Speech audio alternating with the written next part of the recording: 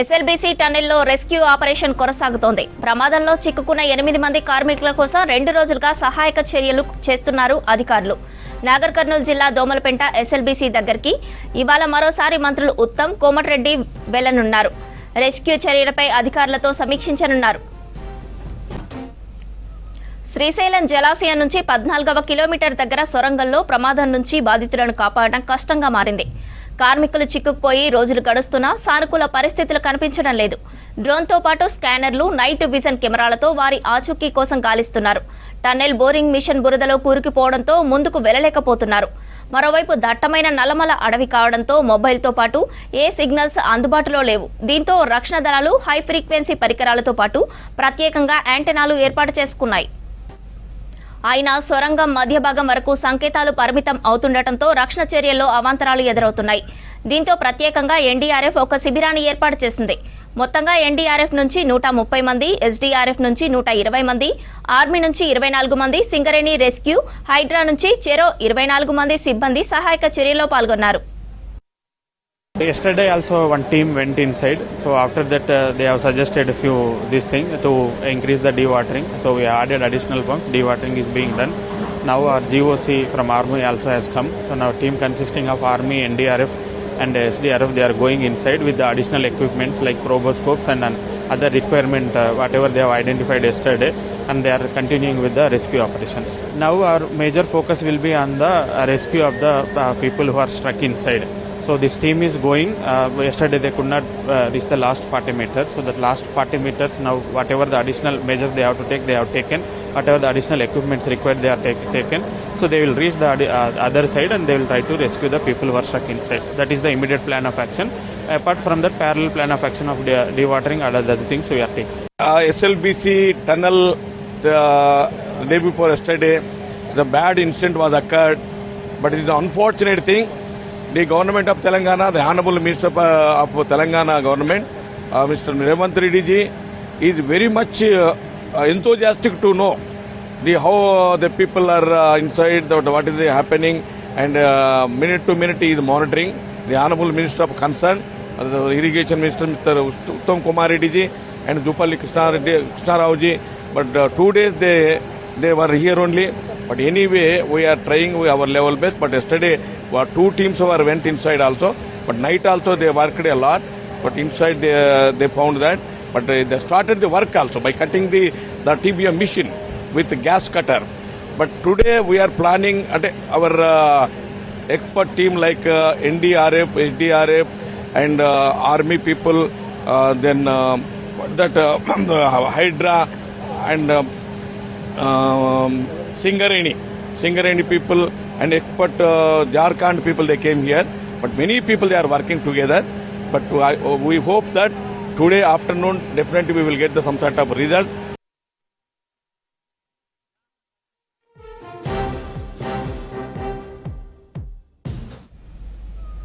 SLBC tunnel ప్రమాదం కొనసాగుతున్న సహాయక చర్యలకు సంబంధించి మరిన్ని డీటెయిల్స్ బాలకృష్ణ అందిస్తారు.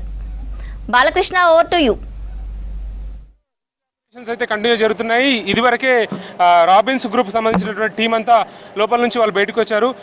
क्या पता हुआ आप अंदर गए जाके आए ना? चल रहा है, काम चल रहा है अभी तो कटिंग कर रहे हैं. हम मशीन तक जाके आया. कितने दूर यहाँ से? इधर से तो 13.6 है, 13.5 है. लोको में किधर तक जाके आए आप? हम लोगों में अंदर तक जाएगा. कितने किलोमीटर? वो 13 किलोमीटर तक गया. क्या दिख रहा बोलो? तो मशीन देख रहा है, मशीन देख रहा है. वो उसको अभी कटिंग करके वो आगे जाने के लिए काम चल रहा है. कुछ पता हो गया क्या फंसे हुए लोगों का? वो और दूर है, और थोड़ा दूर एस्केवेशन करके जाना पड़ेगा. क्या तकलीफ हो रहा है आपको अंदर जाने से? वो कोई तकलीफ नहीं, जाने के लिए प्रॉब्लम नहीं है. वो थोड़ा सा कुछ डिस्टर्बेंस हो रहा है क्या? कुछ नहीं तकलीफ कुछ नहीं है. ऑक्सीजन के लिए नहीं तो फुल वेंटिलेशन चल रहा है, कोई प्रॉब्लम नहीं है. वो जाने आने के लिए प्रॉब्लम नहीं है. कब तक पता होगा? वो अभी ट्रिप कम कर रहा है, अभी पता चलेगा वो कितना टाइम लगेगा. निकलना पड़ेगा. ये मेजर कोलैप्स है. मेजर कोलैप्स मतलब इसको अनबिलीवेबल मटेरियल कितना साइज का वो डैमेज दिख रहा? वो फुल टनल भर गया, 200 मीटर तक भर गया मटेरियल. 10 मीटर ऊपर से होल दिख रहा क्या कुछ? वो नहीं देख पाएगा. 200 मीटर तक भरा है मटेरियल. मतलब मेजर कोलैप्स है। Major collapse.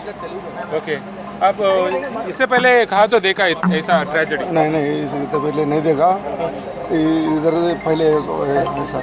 ఓకే, సో మొత్తానికి మాత్రం వాళ్ళు ఫీల్ అవుతుంది ఏంటంటే వాళ్ళు లోపల నుంచి వచ్చిన తర్వాత బయటకు వచ్చిన వాళ్ళంతా కూడా చాలా పెద్ద ఇన్సిడెంట్ అనేది చెప్తున్నారు. వాళ్ళు దాదాపు 200 మీటర్లకు పైగా ఒక పెద్ద హోల్ ఏర్పడింది. సో దాని నుంచి వస్తున్నటువంటి జాలు కానీ అట్లాగే మట్టి కానీ మట్టి పిల్లలు కూడా విరిగి పడుతున్నాయని చెప్పి వాళ్ళు లోపల నుంచి బయటకు వచ్చినప్పుడు వాళ్ళ ఎక్స్పీరియన్స్ వ్యక్తం చేస్తున్నారు. సో కొంచెం లోపలికి వెళ్ళడానికి అయితే ఆస్కారం అయితే ఏర్పడుతుంది అని చెప్పి చెప్తున్నారు. బయటకు వచ్చిన వాళ్ళంతా కూడా వీళ్ళు రాబిన్స్ గ్రూప్కి సంబంధించిన వాళ్ళంతా లోపలికి లోపల వరకు వెళ్ళి మళ్ళీ బయటకు వచ్చినప్పుడు వాళ్ళ ఎక్స్పీరియన్స్ అంతా షేర్ చేసుకుంటున్నటువంటి సిచ్యువేషన్ అయితే మనకు క్లియర్గా కనిపిస్తుంది. అయితే విడతల వారీగా కూడా టీమ్స్ అన్ని వెళ్తూ వస్తూ ఉన్నారు. సో వాళ్ళ అనుభవాలన్నింటినీ కూడా ఒక్కొక్కరు లోపల జరిగిన ప్రతి ఇన్సిడెంట్ని కూడా ఎక్స్పీరియన్స్ చేసుకొని ఫర్దర్గా టీమ్స్ వెళ్ళే వాళ్ళకి సలహాలు సూచనలు ఇస్తున్నటువంటి పరిస్థితి అయితే కనిపిస్తుంది. ఎస్ఎల్బీసీ టన్నెల్ వద్ద కూడా సహాయక చర్యలు ఊపందుకున్నాయి. చాలా ముమ్మరంగా రెస్క్యూ ఆపరేషన్స్ అయితే జరుగుతున్నాయి. అటు మల్టిపుల్ టీమ్స్ అయితే లోపలికి వెళ్తున్నాయి. సహాయ చర్యలు చాలా వేగంగా చేస్తున్నారు. లోపల చిక్కుకున్న వారిని కాపాడడం కోసం వెళ్తున్నటువంటి రెస్క్యూ టీమ్స్ చాలా వాళ్ళ ప్రాణాలకు తెగించి కూడా లోపలికి వెళ్తున్నారు. మనకు అందులో ఇండియన్ ఆర్మీ కానీ లేకపోతే ఎన్డీఆర్ఎఫ్ టీం కానీ ఎస్డీఆర్ఎఫ్ కానీ సింగరేణికి సంబంధించిన రెస్క్యూ టీమ్స్ అట్లాగే ఫైర్కి సంబంధించిన టీమ్స్ అన్నీ కూడా లోపలికి లోక ద్వారా ఏవైతే మొత్తం ట్రాలీస్ ఉంటాయో దానిల ద్వారా లోపలికి వెళ్ళి వాళ్ళంతా కూడా సిచ్యువేషన్ని చాలా జాగ్రత్తగా మానిటరింగ్ చేస్తున్నారు. సో లోపల ఉన్న వాళ్ళని సురక్షితంగా బయటికి రావడానికి కావాల్సిన అన్ని మార్గాలను వాళ్ళు ప్రయత్నం చేస్తున్నారు. మనం చూడవచ్చు, కేవలం ఒకే ఒక్క మార్గంగా మెయిన్ మార్గంగా ఉన్నటువంటి ఈ టన్నెల్ ఏదైతే ఉందో ఈ టన్నెల్ ద్వారా 14 కిలోమీటర్ల ఇన్సిడెంట్ జరిగిన ప్రాంతానికి చేరుకోవాలంటే వాళ్ళు కేవలం ఈ లోకో ద్వారానే వెళ్తారు. సో ఆ లోకో ద్వారా 12 కిలోమీటర్ల మేర లోపలికి వెళ్ళిన తర్వాత అక్కడి నుంచి ఈ బెల్ట్ సహాయంతో మరికొంత దూరం వెళ్తారు. అక్కడ నుంచి బ్యాంబూ స్టిక్స్ ఏదైతే ఈ ఎర్త్ ఉంటుందో దాన్ని కనెక్ట్ చేస్తూ మెల్లమెల్లగా స్టెప్ బై స్టెప్ వాక్ మూమెంట్లో వెళ్తారు. సో ఏదైతే టన్నెల్ బోర్ మిషన్ ఉందో ఆ ప్రాంతానికి చేరుకోవాలంటే మాత్రం చాలా వాళ్ళు ప్రాణాలకి పణంగా పెట్టి వెళ్ళాల్సిన సిచ్యువేషన్ అయితే క్లియర్గా కనిపిస్తుంది. కొంతమంది ఎన్డీఆర్ఎఫ్ టీం వెళ్ళినప్పుడు వాళ్ళు చెప్తున్నటువంటి అనుభవాలను దృష్టిలో ఉంచుకొని చెప్తున్నటువంటి అంశాలను కనుక పరిశీలిస్తే పైనుంచి కూడా ఇంకా జాలు అట్లాగే పైకప్పులు జారుతున్నటువంటి దృశ్యాలు క్లియర్గా కనిపిస్తున్నట్టుగా వాళ్ళు చెప్తున్నారు. సో అవి చాలా ఏదైతే సహాయక చర్యలు జరుగుతున్నాయో రెస్క్యూ ఆపరేషన్ జరుగుతున్నాయో వాటికి చాలా తీవ్రమైనటువంటి అంతరాయం కలుగుతుంది. మరోపక్క ప్యారలల్గా కూడా పైనుంచి ఏదైతే మనకు ఏరియల్ వ్యూ ఉందో ఏరియల్ వ్యూ నుంచి కూడా ఏదైనా మార్గం ఉంటుందా అన్న కోణంలో కూడా వాళ్ళు ఆలోచన చేస్తున్నారు. మరోపక్క లెఫ్ట్ సైడ్ నుంచి రైట్ యాంగిల్లో కూడా ఏదైనా డ్రిల్ చేయడానికి ఆస్కారం ఉంటుందా, లోపలికి ప్రవేశించడానికి ఆస్కారం ఉంటుందా అనే యాంగిల్లో కూడా వాళ్ళు క్షుణ్ణంగా పరిశీలిస్తున్నారు. సో ఏది ఏమైనప్పటికీ కూడా శాటిలైట్ ద్వారా టెక్నాలజీని కూడా పూర్తి స్థాయిలో వినియోగిస్తున్నారు. మనము ఇదివరకు నక్షా ఏదైతే డ్రోన్ ఉందో డ్రోన్ ఆపరేషన్స్ కూడా దాని ద్వారా కూడా ఒక ప్లానింగ్ అయితే చేస్తున్నారు. ఏది ఏమైనప్పటికీ ఏ అవకాశాన్ని కూడా వాళ్ళు వదులుకోవడం లేదు. రెస్క్యూ ఆపరేషన్స్ అయితే కంటిన్యూగా కొనసాగుతూ వస్తున్నాయి. సో ఇప్పటికీ ఎన్డీఆర్ఎఫ్ టీంతో పాటు లోపలికి వెళ్ళినటువంటి ఏవైతే టీమ్స్ ఉన్నాయో వాటితో పాటు జిల్లా మంత్రి జూపల్లి కృష్ణారావు కూడా ఆ టీంతో పాటు వెళ్ళడం జరిగింది. ఇరిగేషన్ మంత్రి ఉత్తమ్ కుమార్ రెడ్డి కూడా ఇక్కడ నుంచే ఉండి స్వయంగా ఈ ఏవైతే రెస్క్యూ ఆపరేషన్స్ ఉన్నాయో వాటిని క్షుణ్ణంగా పరిశీలిస్తున్నారు. ఇది రోజు రోజుకి ఆ రెస్క్యూ ఆపరేషన్స్ లోపలికి వెళ్ళిన వాళ్ళు బయటికి రావడం, దీంతోపాటు లోపల చిక్కుకున్న వాళ్ళని బయటికి తీసుకురావడం చాలా పెద్ద టాస్క్గా పరిణమిస్తుంది.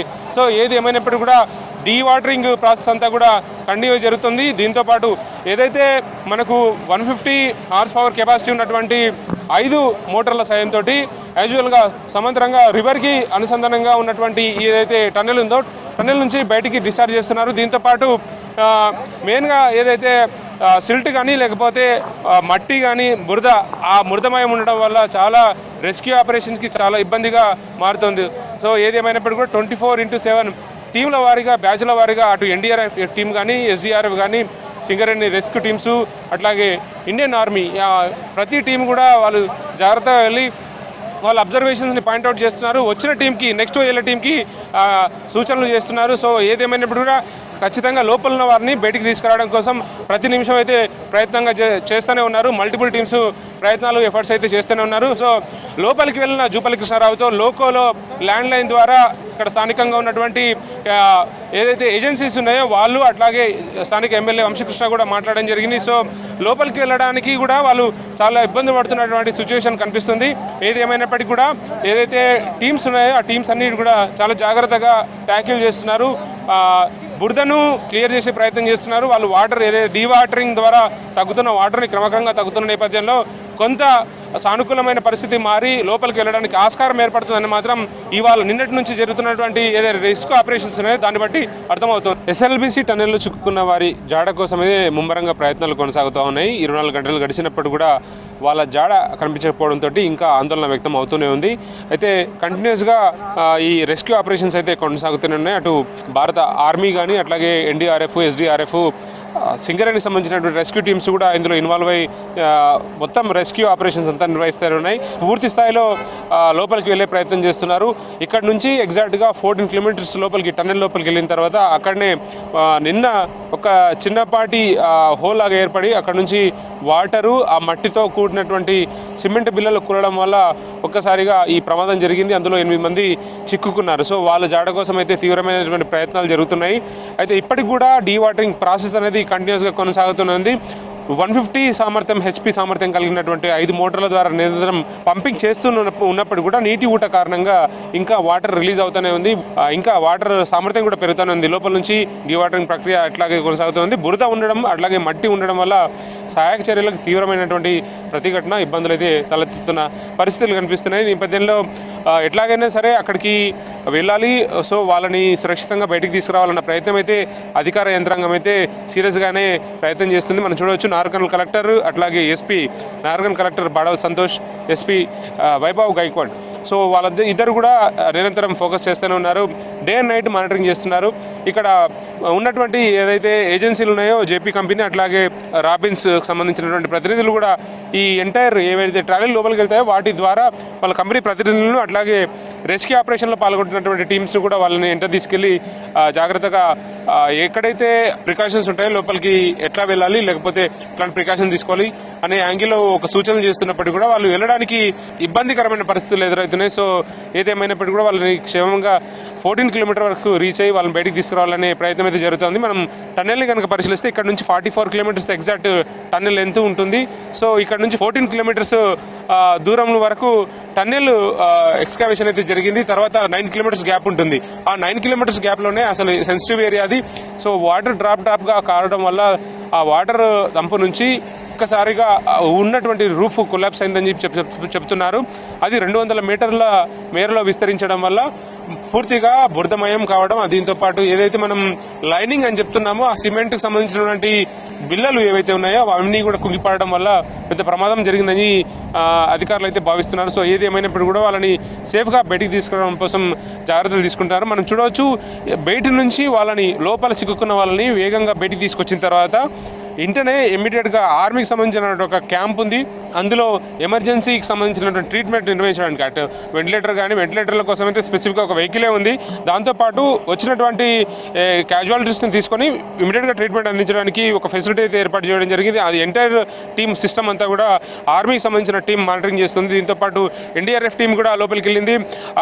ముఖ్యంగా మనం ఏదైతే ఒక నేరో ఏరియా ఉంది, చిన్న ముఖ్యంగా నదీ ఏరియాలో ఉన్నప్పుడు అయితే తెప్పలు లాంటివి వేసుకొని లోపలికి వెళ్ళి తీసుకొని వెళ్తారు. సో నేరో ఏరియాలో కూడా తెప్పల కోసం ప్రయత్నం చేస్తున్నారు. అట్లాగే ఎన్డీఆర్ఎఫ్ టీమ్స్ లోపలికి వెళ్ళినప్పుడు కూడా మనము బెలూన్స్ లాంటివి తీసుకొని లోపలికి వెళ్ళారు. సో ఎట్లాంటి అవకాశాన్ని అయినా సరే వాళ్ళు ఉపయోగించుకొని వాళ్ళు జాగ్రత్తగా బయటికి రావడానికి అయితే ప్రయత్నం చేస్తున్నటువంటి సిచ్యువేషన్ అయితే క్లియర్గా కనిపిస్తుంది. ఏదేమైనప్పటికీ కూడా ఒక ఆత్రత, ఒక ఆందోళన అయితే స్పష్టంగా బాధిత కుటుంబాలకు కనిపిస్తుంది. 8 కుటుంబాలు కూడా చాలా 24 అవర్స్ నుంచి కళ్ళలో ఒత్తులేసుకొని మరీ ఎదురు చూస్తున్నటువంటి వాతావరణం కనిపిస్తుంది. ఇందులో ఫీల్డ్ ఇంజనీర్స్ ఉన్నారు, టెక్నికల్ ఇంజనీర్స్ ఉన్నారు, అట్లాగే లేబర్ కూడా ఉన్నారు. 4 లేబరు జార్ఖండ్ అట్లాగే ఉత్తరప్రదేశ్, జమ్మూ కాశ్మీర్ సంబంధించినటువంటి ప్రాంత ప్రజలంతా కూడా ఇక్కడ పనిచేస్తున్నారు. సో వాళ్ళంతా కూడా చాలా దీనంగా వాళ్ళు ఎదురు చూస్తున్న సిచ్యువేషన్ అయితే క్లియర్ కనిపిస్తుంది. ఎట్లాగైనా సరే వాళ్ళు క్షేమంగా బయటికి రావాలని అయితే అధికారులు కోరుకుంటున్నారు, కుటుంబ సభ్యులు కూడా కోరుకుంటారు. అదే వార్త కోసం అంతా ప్రజలంతా కూడా ఎదురు చూస్తున్న సిచ్యువేషన్ కనిపిస్తుంది. ఎస్ఎల్బీసీ నుంచి కెమెరా పర్సన్ శ్రీనివాస్తో కలిసి బాలకృష్ణ, V6 న్యూస్.